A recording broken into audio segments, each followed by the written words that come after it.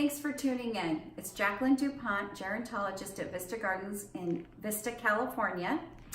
And thank you for all of our followers who send me the most precious emails. I really appreciate them.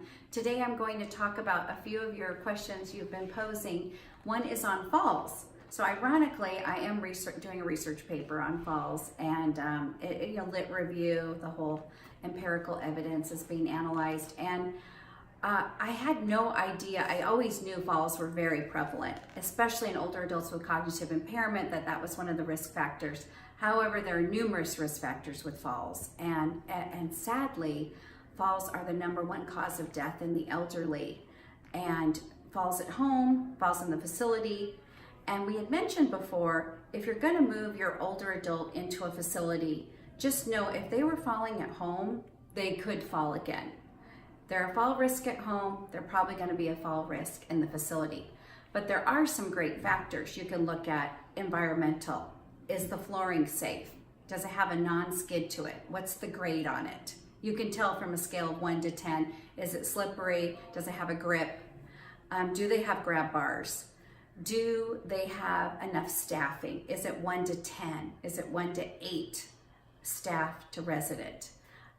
Do they have like a group area, a common area where they're, watched a little bit more? And could your loved one stay in that open area? Environmental factors are critical in facilities. And then at home, you can even fall with a caregiver. Even family caregiver, paid caregiver. Just because they are going to have to take a break. They are going to have to go to the bathroom, and falls can occur. So what I'm trying to say is falls really aren't preventable. What we do want to note is when they occurred, like could you install cameras? Could you install bells and whistles? Could you install a bed alarm, a tab alarm? Those are some of the alarms that are used in assisted living and skilled nursing. Restraints most often aren't used anymore. They were considered to be a hazard and not to really stop falls, although in the old days they were used quite often until about the 90s, and now they aren't used anymore.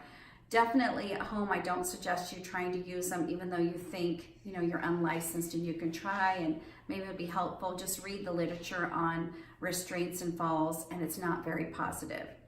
So moving forward, all these risk factors definitely are taken into place. However, what are some things that we can also look at to monitor the fall situation more closely?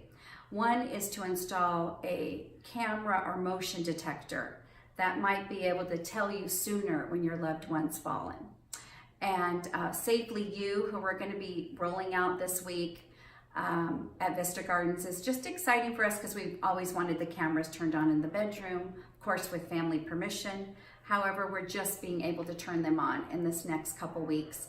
And the fact that we're going to have this algorithm that will show the beginning of the fall, and it will call our nurse's station, it will email us, and then in addition to that, an occupational therapist will review the footage, which is the whole point of Safely You, of having that expertise to look at the fall. Those kind of issues are just all going to be looked at in such detail over the next 2 weeks, and I'm excited. I'll report back to you on how it's working. However, we're just really excited to have the cameras turned on. So any kind of detection like that with technology is critical in today's environment, where we do have the opportunity to use technology to help, to reduce these number of falls. So my whole paper is really based on not so much that falls occur. We know when you say who's a fall risk, pretty much anyone, of course with Alzheimer's is, but anyone in general could be a fall risk, determining, looking at other factors as well. We didn't even mention senses, osteoporosis, colostomies, all kinds of other issues can contribute to falls. So not just the cognitive impairment, medications, everything can contribute to these number of falls. But just think that they're the #1 cause of death, that if you are institutionalized, you have a 1 in 2 chance of falling. Those are critical numbers. So in order to reduce this, we really need to look at closely what are some of the factors and how can we reduce it? Can we reduce medications? Can we look at the environmental factors? And then hopefully, can we have a detection system that even gives us more insight? So we are looking forward to that, and I will be tuning in with you in the next couple weeks to let you know how it's going with the Safely You fall detection software. Thank you for tuning in.